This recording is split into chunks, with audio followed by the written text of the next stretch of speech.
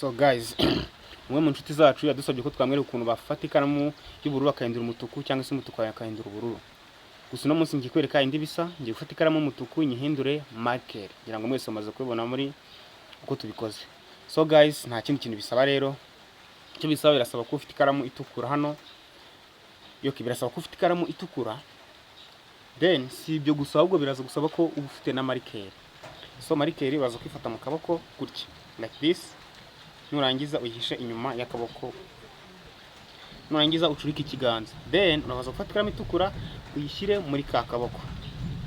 Then uraza gufata ya karamu yindi itukura ufite uyihishe muri kano kaboko kandi nurangiza uhituzana ya marker gutya.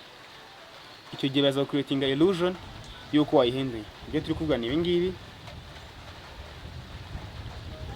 cyangwa se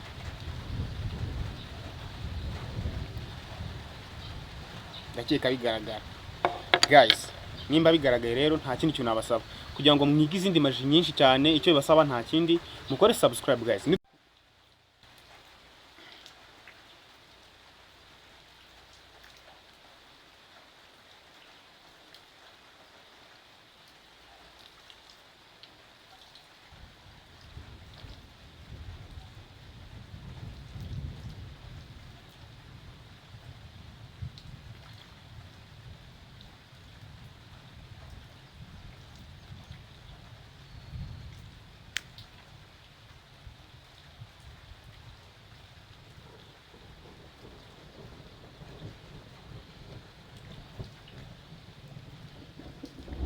Guys, wabyizera ushaka kuyiga hamwe n'izindi nyinshi, subscribe to my channel please.